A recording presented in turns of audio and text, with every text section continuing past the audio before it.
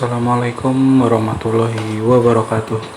Selamat pagi anak-anak. Bagaimana kabar kalian hari ini? Semoga pada hari ini kita diberikan kesehatan sehingga dapat bertemu kembali di kelas virtual. Oke, hari ini kita bersama-sama akan belajar tema 6, subtema 1, pembelajaran 5 dan 6. Oke, persiapkan dirimu sebelum memulai pembelajaran. Oke, baiklah. Selanjutnya yaitu kita akan melihat materi pembelajaran hari ini. Oke, hari ini kita belajar apa saja? Yang pertama, kita akan belajar tentang bahan bakar minyak. Kemudian yang kedua, kita akan belajar tentang waktu. Dan yang ketiga, kita akan belajar tentang melestarikan energi. Apa itu melestarikan energi? Nah, kita akan belajar bersama-sama. Oke, selanjutnya ada info untuk kalian. Siapkan alat tulismu. Jangan lupa untuk mencatat semua informasi yang ada di dalam video pembelajaran hari ini. Oke. Next. Yang pertama, kita akan belajar tentang bahan bakar minyak. Apa itu bahan bakar minyak? Apa itu bahan bakar minyak? Oke, kita akan belajar. Selanjutnya, hari ini Siti pulang sekolah dijemput ibu. Mereka pulang naik angkutan umum. Siti senang pulang bersama ibu. Tiba-tiba mobil yang mereka tumpangi mogok. Ternyata mobil itu kehabisan bahan bakar. Para penumpang terpaksa turun. Mereka mencari kendaraan lain. Begitu pula dengan Siti dan ibunya. Setelah naik kendaraan lain, Siti dan ibunya asik bercakap-cakap.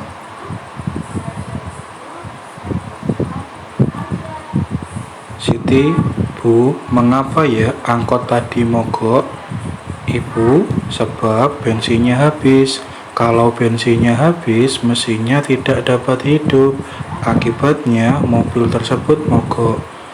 Siti kemudian bertanya lagi, berarti bensin sumber energi mobil ya, Bu?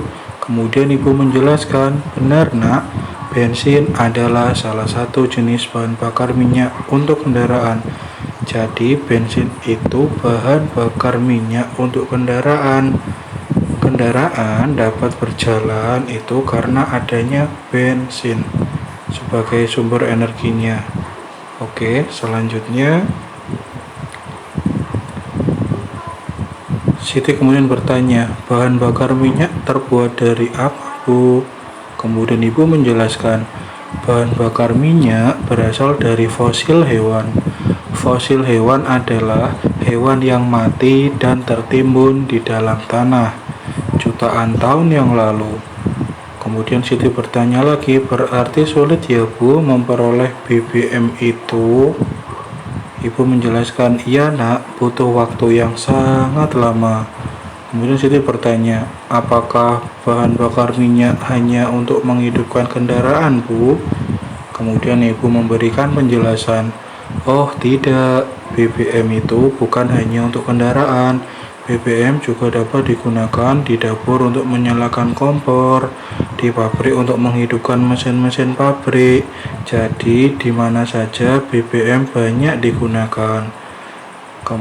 Jadi kita lihat di sini bahwa bahan bakar minyak itu berasal dari fosil hewan. Fosil hewan itu adalah hewan yang mati dan tertimbun di dalam tanah selama jutaan tahun yang lalu. Oleh karena itu, bahan bakar minyak ini jumlahnya terbatas. Pasti suatu saat nanti akan mengalami di mana sumber energi bahan bakar minyak tersebut habis. Kemudian di sini kita juga mendengarkan ibu tadi bahwa bahan bakar minyak tidak hanya untuk kendaraan, tetapi juga digunakan di dapur untuk kompor, kemudian di pabrik untuk menghidupkan beberapa alat mesin yang membantu proses jalannya pabrik tersebut. Oke, selanjutnya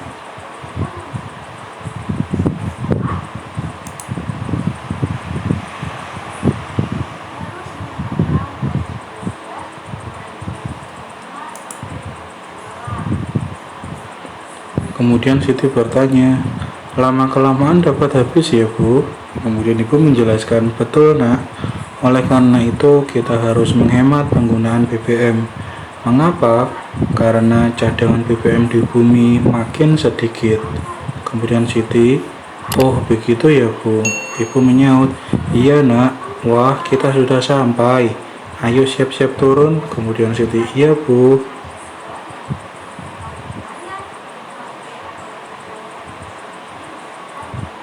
Berdasarkan percakapan di atas, kita dapat mengetahui tentang BBM.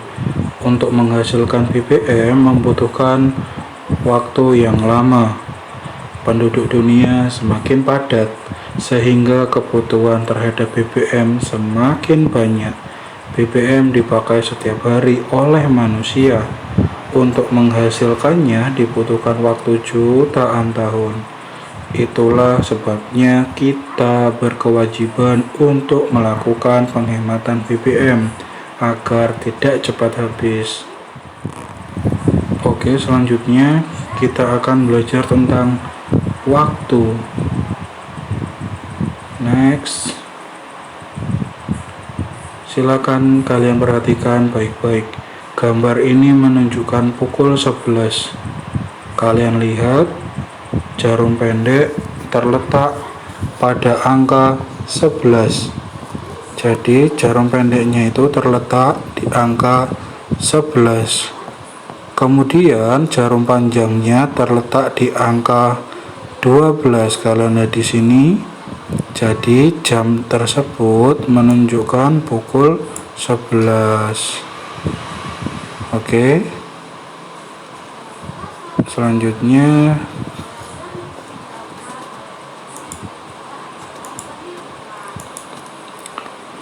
15 menit kemudian Siti makan siang. Berarti Siti makan pada pukul 11.15. Bagaimana cara menggambarkan pukul 11.15 pada jarum jam? Ada yang bisa? Saya kasih waktu 5 detik. 5, 4, 3, 2, 1. Oke, kita lihat bersama-sama jamnya. Nah, kalian lihat di sini. Jarum pendek sedikit melewati angka 11. Jarum panjang berada di angka 3. Jadi pukul 11.15 itu jarum pendeknya melewati angka 11, sedikit melewati angka 11. Kemudian jarum panjangnya berada di angka 3. Oke, setiap berjalan satu angka itu nilainya 5 menit. Jadi bisa dihitung 12 ke 1 itu 5 menit, 1 ke 2 itu 5 menit, 2 ke 3 itu juga 5 menit. Jadi melewati 5 menit ditambah 5 menit 10 ditambah 5 menit lagi jadi 15. Nah, pukul 11.15 seperti contoh di atas. Oke, selanjutnya 15 menit kemudian Siti telah selesai makan.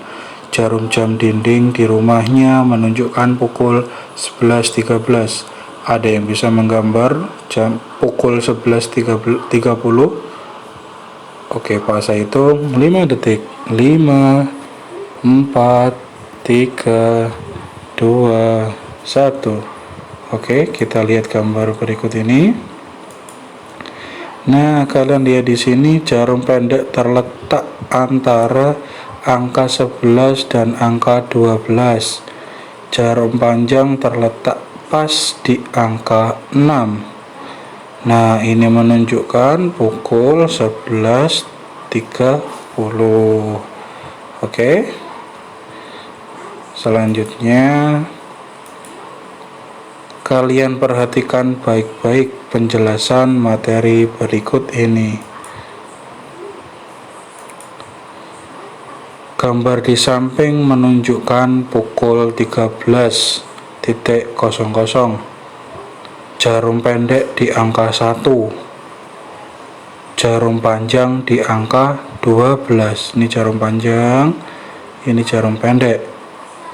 Jadi pukul 13.00 sama dengan pukul 01.00 siang. Oke, bisa dipahami.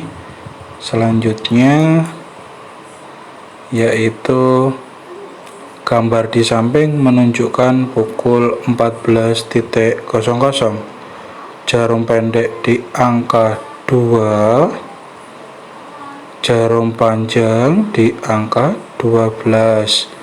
Jadi pukul 14.00 sama dengan pukul 2 siang. Oke, selanjutnya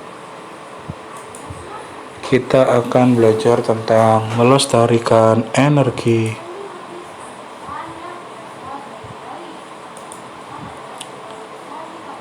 Guru menjelaskan pentingnya melestarikan sumber energi.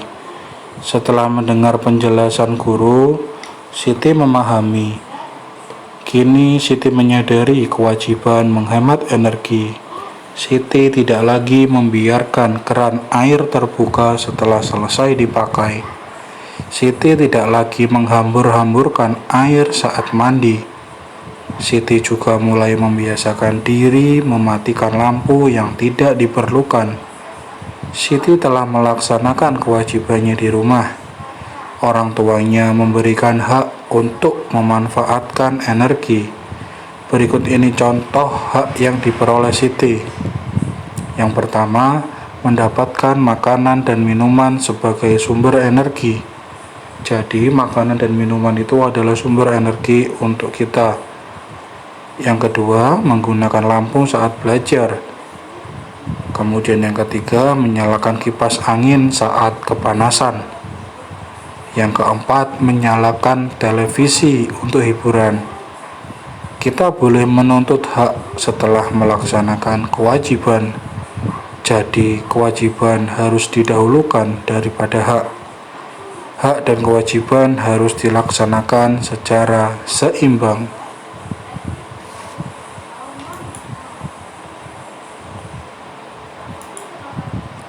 Oke, kita telah sampai di penghujung video. Terima kasih telah menyaksikan video pembelajaran hari ini. Oke, Pak Asa akhiri. Wassalamualaikum warahmatullahi wabarakatuh.